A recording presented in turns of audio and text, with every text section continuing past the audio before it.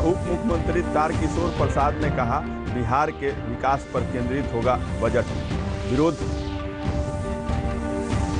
विरोध प्रदर्शन में भाग लेने वाले नौकरी और ठेकेदारी से हो सकते हैं वंचित। प्रदेश में कोरोना टीकाकरण का दूसरा चरण 6 फरवरी से।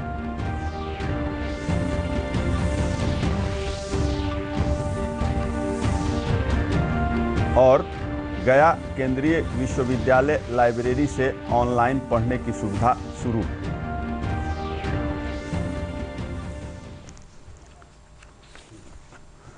उप मुख्यमंत्री सह वित्त मंत्री तारकिशोर प्रसाद पटना में 2021-22 की बजट पूर्व विभिन्न विभागों के अधिकारियों के साथ बैठक की। बैठक के बाद दूरदर्शन के साथ बातचीत में श्री प्रसाद ने कहा कि बजट को बिहार के विकास को ध्यान में रखकर बनाया गया है।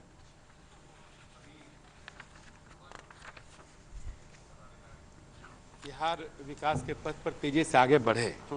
हमारा अब जो एनडीए का एजेंडा है वो कहीं न कहीं आने वाले दिनों में बजट में दिखे।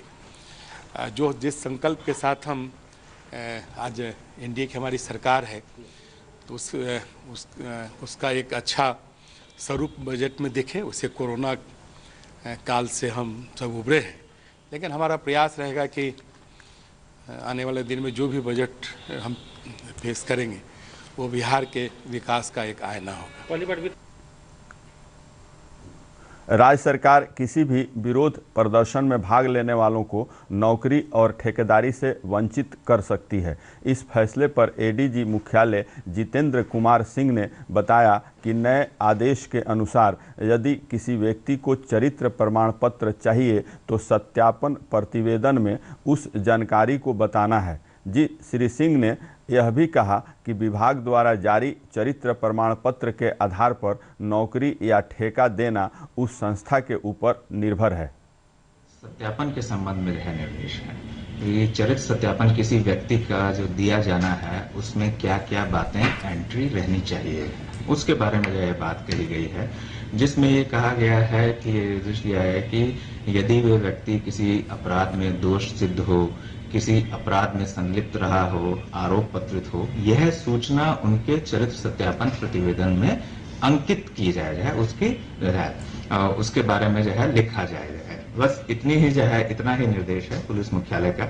इसके बाद इस चरित्र सत्यापन के उपयोग के रूप में जो नियोजन करता है, चाहे जो संवेदक के एजेंसीज को डील करने वाले हैं, वह क्या निर्णय लेते हैं और उन्हें क्या निर्णय लेना चाहिए, ये उनके विवेक और उनकी नीति पर निर्भर करेगा। उसके संबंध में पुलिस मुख्यालय उनको कोई भी सलाह अथवा सुझाव नहीं दे रहा है। बस एक व्यक्ति जिसका चरित्र सत्यापन हमारे यहाँ से दिया जाना है उसके बारे में सही सूचना जो थाना अभिलेखों में उपलब्ध है वो उपलब्ध कराई जा रही है। हमारे साथ जुड़े रहिए अन्य महत्वपूर्ण समाचारों के लिए।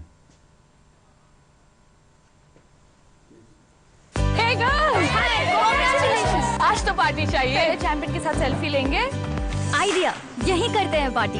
Pizza party. ये चल अपना कार्ड और पिन दे। मेरे कार्ड की डिटेल्स मैं खुद ही डालूंगी। आरबीआई कह रहा है अपना पिन, ओटीपी, सीवीवी या इंटरनेट बैंकिंग पासवर्ड किसी के साथ शेयर ना करें। ऑनलाइन बैंकिंग सिर्फ अपने कंप्यूटर, मोबाइल और सिक्योर नेटवर्क से करें। बाय गर्ल्स, कहाँ जा रही है? सुना नहीं, नो शेयरिंग। आरबीआई कहता है जानकार बनिए, सतर्क रहिए। समाचारों में आपका पुनः स्वागत है। प्रदेश में कोरोना टीकाकरण का दूसरा चरण 6 फरवरी से शुरू होगा। इस चरण के फ्रंट लाइन वर्कर्स का निबंधन जारी है। निबंधन की अंतिम तिथि 7 फरवरी निर्धारित है। इस चरण के लिए फ्रंट लाइन वर्कर्स की श्रेणी में पुलिसकर्मी, सेनाकर्मी, होमगार्ड, जेल कर्मी, आपदा प्रबंधन कर्मी, सिविल डिफेंस, राजस्व कर्मी और नगर निकाय के सफाई कर्मी शामिल हैं।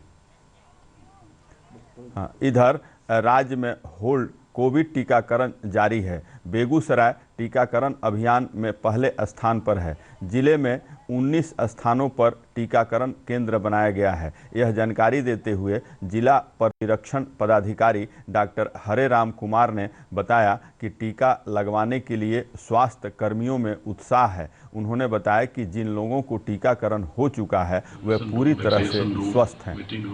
सब अच्छे ढंग से चल रहा है। शुरू किया गया था 8 साइट पर, फिर 16 साइट पर हुआ और अब 19 साइट पर हो रहा है और हम लोग शुरू से ही पूरे बिहार में टॉप करते आ रहे हैं। मेरा 19 तारीख का आया था, 19 जनवरी का इंजेक्शन लिए, कोविड का मैसेज आया था मेरे मोबाइल पे, लिए उसका कोई साइड इफेक्ट नहीं है, कोई भी परेशानी नहीं है और काम वर्क करते रहते हैं डेली। उसमें मेरा कोविड में इंजेक्शन में भी ड्यूटी है, कोई साइड इफेक्ट नहीं है। लोगों से अपील है कि आप लोग भी मैसेज जाने के बाद इंजेक्शन लीजिए और सही समय पे आइए। गया के दक्षिण बिहार केंद्रीय विश्वविद्यालय के पुस्तकालय को एक नया आयाम दिया गया है। नई तकनीक के माध्यम से यहाँ पंजीकृत पाठक कम समय में किताबों को निर्गत कराने के साथ साथ कहीं से भी उसे ऑनलाइन पढ़ सकते हैं। एक रिपोर्ट। गया स्थित दक्षिण बिहार केंद्रीय विश्वविद्यालय CUSB ने पुस्तक प्रेमियों के लिए एक अनूठी पहल की है। यहाँ के पुस्तकालय में थंब इम्प्रेशन यानी अंगूठे के निशान की मदद से पंजीकृत पाठक अपनी मनपसंद किताबों को पलक झपकते इशू करवा सकते हैं। विश्वविद्यालय परिसर में इस प्रणाली का शुभारंभ कुलपति प्रोफेसर हरिश्चंद्र सिंह राठौर ने खुद को बायोमेट्रिक सिस्टम की मदद से पंजीकृत करवाते हुए किया। इस मौके पर कुलपति प्रोफेसर राठौर ने my loft application software for remote access of e resources का उद्घाटन भी किया। नई सेवाओं के शुरू होने से अब यहाँ के पाठक ऑनलाइन भी किताबों और शोध पत्रों का अध्ययन कर सकेंगे। इस मौके पर कुलपति प्रोफेसर राठौर ने कहा कि इस नई प्रणाली से पंजीकृत पाठकों को कम समय में किताबें उपलब्ध कराने में सहूलियत होगी। उन्होंने कहा कि इस प्रणाली के लिए रेडियो फ्रीक्वेंसी आइडेंटिफिकेशन की मदद ली गई है। Is known by the academic activities that are performed in that institution, and the hub of that academic activity, the reservoir of knowledge of that institution, is the library. If your library is rich but not accessible, if your library is having hundreds and thousands of journals, but you find difficulty in locating what you really need, then it amounts to wastage of academic time, which otherwise would be utilized. इस नई प्रणाली से अब इस विश्वविद्यालय की central library पूरी तरह से ऑटोमेटेड हो गई है और अब इसका लाभ यहां आने वाले पाठकों को मिलेगा। दूरदर्शन समाचार, पटना। नवादा में नाबार्ड की ओर से एक दिवसीय कार्यशाला का आयोजन किया गया है। नाबार्ड के उप महाप्रबंधक विभू दत्ता नायक ने बताया कि कृषि आधारित विभिन्न योजनाओं के माध्यम से ग्रामीण क्षेत्रों में किसानों की आर्थिक स्थिति को बेहतर बनाने का हर संभव प्रयास किया जा रहा है। उन्होंने बताया कि ग्रामीण बैंक की मदद से कृषि से जुड़े लोगों को आर्थिक मदद भी उपलब्ध कराई जा रही है। फार्मर प्रोड्यूसर्स ऑर्गेनाइजेशन का एपीओ बनाते हैं। एपीओ में कुछ ताकत है जो इंडिविजुअल फार्मर अकेला नहीं कर पाता था, उसको कलेक्टिवली जोड़ना है सिस्टम के साथ, उनका अपना इनपुट खरीदना, उनका मार्केट का प्रोड्यूस का मार्केटिंग करना, ये सब के लिए फैसिलिटेट करने के लिए गवर्नमेंट ऑफ इंडिया एपीओ का स्कीम इंट्रोड्यूस किया है। हम बैंकर्स को अप्राइज कर रहे हैं कि एपीओ के साथ जुड़े, उनका फाइनेंशियल रिक्वायरमेंट बैंक अपना क्रेडिट के थ्रू। पूर्णिया के कस्बा प्रखंड के लखना पंचायत में औद्योगिक नव प्रवर्तन योजना के तहत आत्मनिर्भर बैग निर्माण समूह का गठन कर लोगों को आत्मनिर्भर बनाया जा रहा है। जिलाधिकारी राहुल कुमार की पहल पर बैग निर्माण समूह को आर्थिक मदद दी जा रही है। जिलाधिकारी ने आत्मनिर्भर बैग निर्माण समूह के कार्यों को देखने के बाद बताया कि लॉकडाउन के दौरान कई श्रमिक इस इलाके में आए जो बैग निर्माण में निपुण थे। यहाँ काम मिलने की वजह से श्रमिकों की आर्थिक स्थिति बेहतर हुई है। डिमांड भी काफ़ी अधिक है और मुझे खुशी है कि इसमें और भी कई लोग हैं जो जुड़ना चाहते हैं। हम लोग उनकी भी ग्रुप फाइनेंसिंग करवाने की कोशिश कर रहे हैं। पिछले दिनों पटना हवाई अड्डे पर तैनात इंडिगो हेड रुपेश कुमार सिंह हत्या मामले का खुलासा हो गया है। पटना के एसएसपी उपेंद्र शर्मा ने संवाददाताओं को बताया कि रुपेश कुमार की हत्या के पहले भी अभियुक्त ने 4 बार हमले का प्रयास किया था, लेकिन वे अपने मकसद में कामयाब नहीं हो पाए थे। श्री शर्मा ने यह भी बताया कि सीसीटीवी फुटेज और लगभग 50 संदिग्धों से पूछताछ के बाद हत्याकांड के पीछे रोड रेज की बात सामने आई है। उन्होंने बताया कि पूछताछ में गिरफ्तार अपराधी ने इस कांड में 3 और अन्य लोगों को शामिल होने की बात कही है। तो अब तक ये घटनाक्रम है। ये लड़का का नाम है ऋतुराज, पिता का नाम है मनोरंजन। जैसे मैंने बताया, घर है इसका आदर्श नगर रोड नंबर 2 में। इसका पैतृक निवास धनरुआ में है। ननिहाल इसका घोसी में है।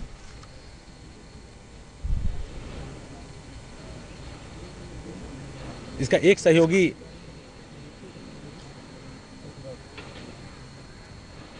चिलाईटाण का रहने वाला है। चिलाईटाण कोई आलमगंज में एक जगह है जहां हम लोगों ने छापेमारी की। 2 और सहयोगी का ट्रेस हम लोग को मिला है, उस पर भी हम लोग काम कर रहे हैं। फिलहाल हमारे पास इतनी जानकारी है जो आप लोगों के साथ हम लोग शेयर कर रहे हैं।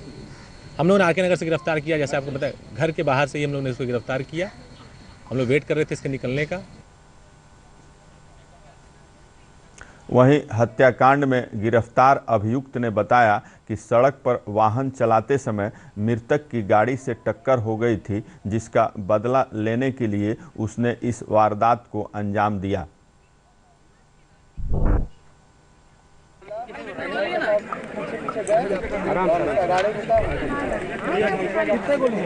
बता हड़बड़ी में याद नहीं है।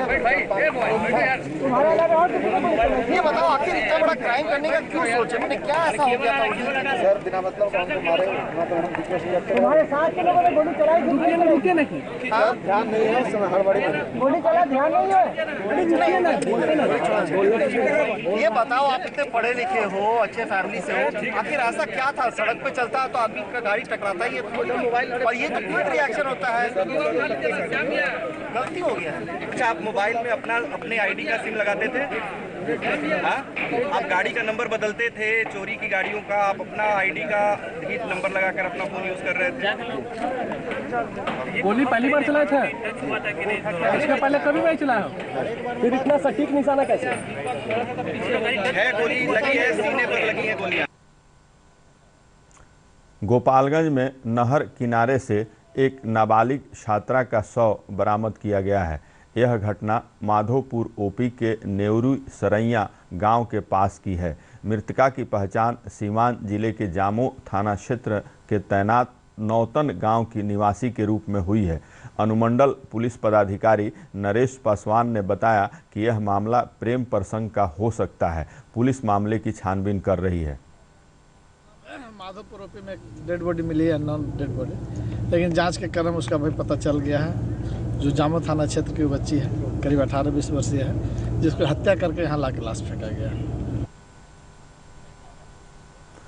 पूर्णिया जिले के वरिष्ठ रंगकर्मी उमेश आदित्य को रंग कर्म के क्षेत्र में वर्ष 2018-19 के लिए भिखारी ठाकुर सम्मान से सम्मानित किया गया है। पिछले दिनों पटना में स्वास्थ्य मंत्री मंगल पांडे ने उन्हें यह सम्मान दिया। पिछले 3 दशकों से रंगकर्मी के रूप में श्री आदित्य ने कई नाटकों का निर्देशन भी किया है।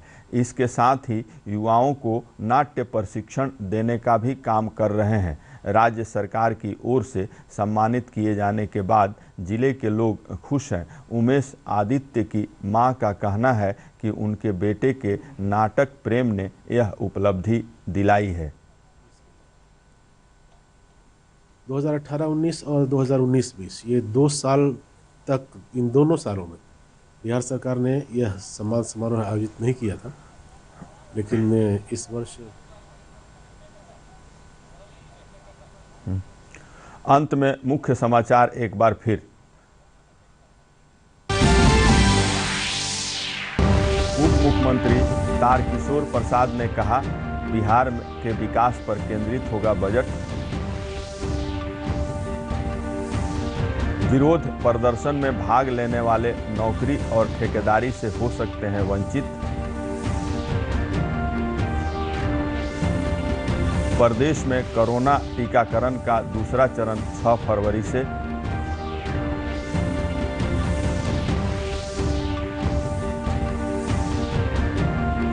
और गया केंद्रीय विश्वविद्यालय लाइब्रेरी से ऑनलाइन पढ़ने की सुविधा शुरू।